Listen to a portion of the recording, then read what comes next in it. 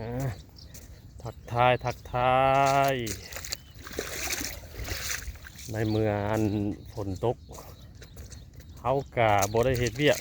ออกมาหาเบิ่งปลาขึ้นก่อนพี่น้องได้เบ็ดคู่ใจมาเนี่ย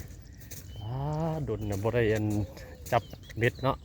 เบ็ดเดี๋ยวนี้ออกมาใหม่เลยเนี่ยกำลังขี่ย่างลงไปทั้งห้วยย่างไปหาเบิ่งน้ำขึ้นก่อนเพราะว่าฝนตกเมื่อคืนนี่ตกแห้งสงสัยน้ำมันสิขึ้นน้ำห้วยใหญ่เนาะน้ำห้วยหญ้าเขาคือบ่มีวันนี้ลงมาทางห้วยใหญ่พี่เด้อพี่หน้าอย่างเขาห้องหน้าทางดวงบ่ทางนี้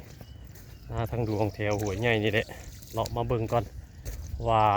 ยามนั้นน่ะมันบ่มีน้ำมันแห้งเนาะมันแห้งแต่ฝนตกแหละน้ำมากสงสัยแล้วว่าปลาจะขึ้นนะกาชีมาเบิ่งก่อนว่าถ้ามัน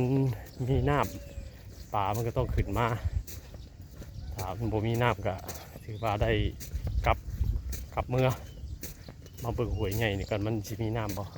มาเบิ่งหม่องที่เขาเคย